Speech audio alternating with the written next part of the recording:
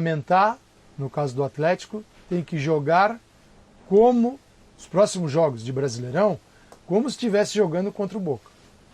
Encarar dessa forma. E o Flamengo não pode olhar para o adversário, que é um adversário que não tem a marca, a dimensão de Boca e de River, mas pode complicar a vida do Flamengo. O que tem mostrado a Libertadores? Flamengo e Vélez no Maracanã foi um jogo num ritmo, numa velocidade, numa rotação diferente. Até pela escalação inicial do Rogério, que não tinha um jogador de velocidade, tinha 4 meias e 2 homens de frente, com o Gabigol, com o Pedro, e ele está nítido que não dá para jogar com os dois sem ter a velocidade. Contra o Palmeiras, era um Flamengo diferente na postura, na forma como encarou o adversário e na escalação. E o jogador de velocidade, o Bruno Henrique, fez a jogada do gol. Então, o Flamengo que tem que jogar a Libertadores é esse Flamengo que não negocia com a intensidade da partida. E isso eu vi comentando os jogos do Flamengo atentamente durante a primeira fase da Libertadores. O Flamengo tem uma certeza, e ele tem o direito de ter essa certeza, que é, tecnicamente, o nosso 11 dentro de campo é o melhor 11 da Libertadores do ponto de vista técnico, da posse de bola, da circulação, de como o jogador domina, passa, chuta, tá perfeito. Só que a Libertadores não é só isso, o futebol não é só isso. Então esse é o melhor ponto de partida para a construção de uma grande equipe, ter ótimos jogadores, e o Flamengo tem.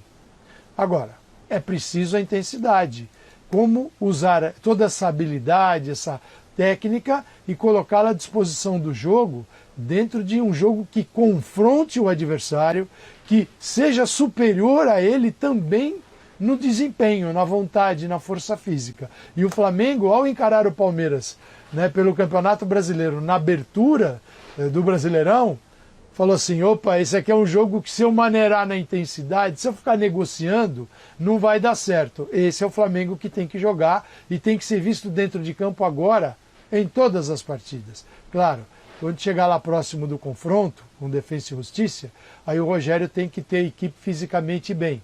Não dá para pegar um time que tem uma média de idade mais alta, que tem jogadores a partir de Arão com 29 anos e indo até 36, 37, não dá para pegar e arrebentar os caras agora e depois exigir intensidade na Libertadores. Então, esta negociação de escalações, sistemas, formatos, precisa ser muito bem feita para o Flamengo chegar em condição de superar. Ele tem total, mas depende das decisões que serão tomadas a partir de agora.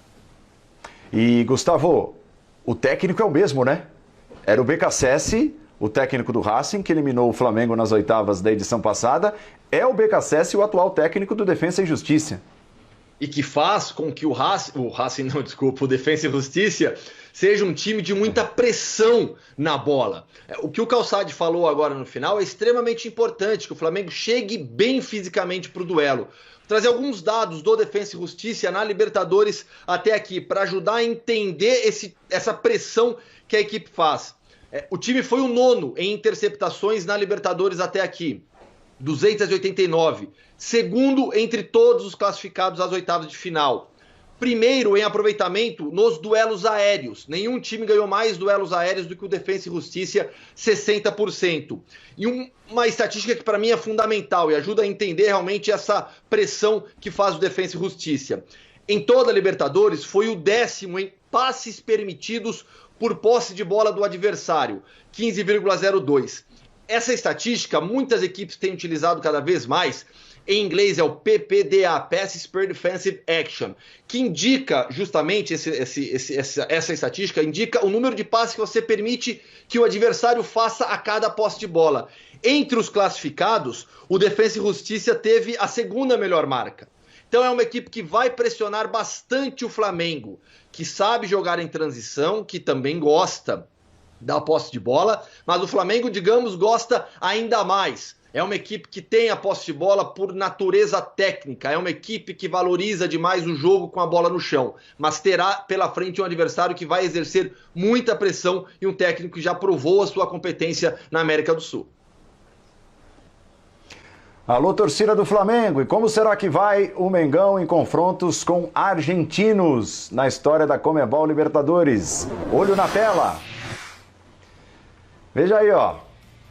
O retrospecto é positivo, Eugênio Leal. São 7 vitórias, 6 empates e 2 derrotas. Teve a eliminação na temporada passada, mas tem a saborosa lembrança da conquista como foi contra o River Plate num dos mais recentes encontros do Flamengo com argentinos na competição, Eugênio. E lembrando esse duelo com o River Plate na final de 2019, foi feita uma enquete no site do jornal Olé, do Diário Olé na Argentina, com os torcedores do River, quem eles queriam enfrentar nas oitavas de final. E o primeiro lugar foi o Flamengo. Eles queriam enfrentar o Flamengo porque eles estão querendo devolver aquela situação. Pode acontecer agora, como eles estão em lados opostos do chaveamento, uma nova final entre Flamengo e River nessa Libertadores 2021. Mas, assim, pensando no defensa, acho que é muito um reencontro de Rogério Ceni com o Sebastião Beccacece. Eu acho que passa muito por aí do entendimento de um em relação ao outro. Ano passado o Flamengo era favorito, era bem favorito diante do Racing, e o Beccacece conseguiu travar o time do Flamengo. Passou nos pênaltis, é verdade, mas passou com um Racing inferior, claramente inferior ao Flamengo, tecnicamente falando. Esse defensa, eu falava aqui na abertura do nosso Sport Center, ele tem 8 jogadores cujos contratos terminam agora no mês de junho, e jogadores importantes do seu elenco. Vamos a eles: Brian Romero, não preciso falar muito, quem acompanhou o defensa sabe que é o principal atacante da equipe, apesar do Walter Bol ter feito muitos gols. Pizzini, outro atacante importante. O Marcelo Benítez, lateral, ala pela esquerda, que também fez muitos gols nesse semestre. Duarte, Nauel Galhardo, filho do Marcelo Galhardo, que também foi um jogador que apareceu bem nessa Libertadores. O Breitenbruch e o Isnaldo. Além deles, o Enzo Fernandes, peça fundamental no meio-campo, ele é emprestado pelo River. O empréstimo não termina agora, mas há a possibilidade do River pedir o jogador de volta. E há uma cláusula que permite ao River fazer isso, e é possível que aconteça essa volta do Enzo Fernandes ao River. Então pode ser um time, é verdade, desses aí, o Brian Romero, o Pizzini e o Benítez já teriam um encaminhamento para renovação de contrato. Mas o que acontece, né? O defensa, ele nessa fase de grupos, ele sofreu com um surto de Covid e perdeu quase todo o time titular, inclusive naquele jogo com o Palmeiras lá na Argentina, foi um time muito mexido. Foi assim em 2 ou 3 rodadas. E ainda assim ele conseguiu se classificar. Passou adiante na competição. E é um clube acostumado a essas trocas. Muita mudança a cada semestre. Por quê? Não tem um orçamento tão alto, e ele trabalha justamente com essa situação que eu falei aqui.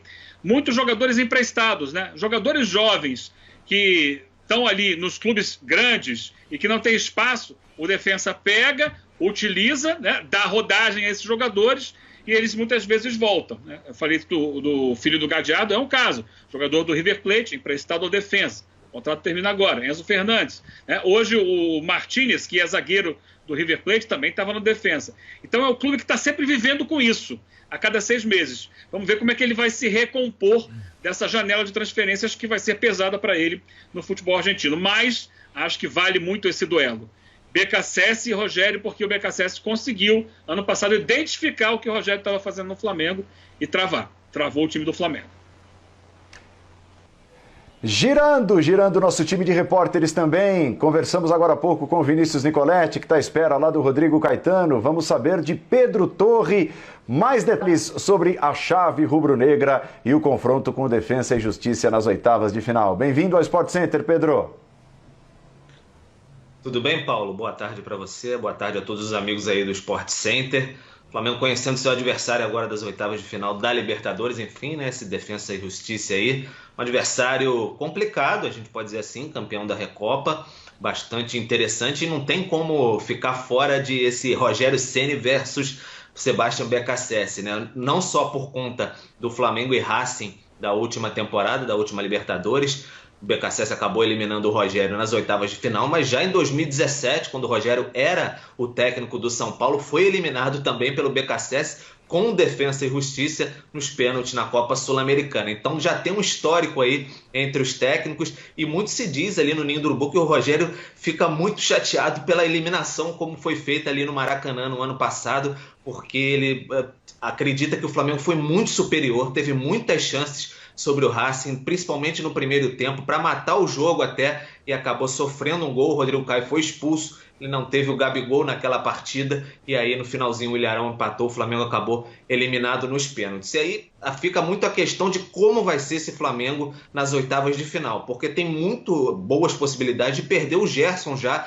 definitivamente nessa semana para o Olympique de Marseille. A negociação segue, está bem próxima de acontecer, o Gerson já viajou com a seleção olímpica, então fica essa questão, será que o Flamengo, além do Gerson, pode perder mais alguém? Está tentando equilibrar o caixa? Vai recorrer a mais alguém no mercado? Então é um Flamengo que a gente vê que se impõe muito na América do Sul, mas pode sofrer algum tipo de abalo como esse do Gerson, e aí não ser aquele Flamengo que está todo mundo acostumado a respeitar. Então fica muito esse questionamento. O elenco hoje está de folga, então o pessoal não pôde nem acompanhar todo mundo junto ali no CT, está passando 2 dias de folga depois da estreia no Campeonato Brasileiro, só volta a jogar na quinta-feira, dia 10 de junho, pela Copa do Brasil. E aí um detalhe interessante, você olha o chaveamento do Flamengo ali no lado do Flamengo, apenas o Barcelona está na frente do Flamengo na pontuação geral, na melhor campanha ali da fase de grupos. Ou seja, aqueles 3 empates ali do Flamengo na reta final da fase de grupos, fez falta uma vitóriazinha, pelo menos do Vélez no Maracanã contra a LDU. O Flamengo poderia ali, de repente, se enfrentar o Barcelona e ir avançando numa semifinal, vai ter que decidir uma vaga possível para a final da Libertadores fora de casa. Então são algumas questões, alguns detalhes que fazem diferença. O pessoal cobrou bastante o Flamengo nesse sentido, mas o Flamengo vem forte para essa Libertadores aí, claro, obviamente, mas tem essa questão, essa brigazinha assim, tática que eu tenho certeza que está batendo na cabeça do Rogério Ceni, essa questão de novo o BKSS no caminho, mais uma vez ele, já foi em 2017, de novo nessa Libertadores 2020, isso com certeza vai martelar na cabeça do Rogério e ele vai querer superar o técnico argentino de qualquer maneira dessa vez. Vamos acompanhar e repetindo mais uma vez, muito provavelmente um Flamengo sem Gerson. Aí a gente vai ver se o Thiago Maia lá, por exemplo, já vai ter condições de desempenhar um bom papel no Flamengo, se vai ser a opção. E aí mais para frente, se vai ter uma outra proposta, por exemplo, muito se fala de chegar alguma proposta pelo Everton Ribeiro, e aí o Flamengo se veria quase obrigado assim a negociar para fazer caixa e equilibrar, já que é um ano de pandemia ainda e sem as receitas de bilheteria, Paulo.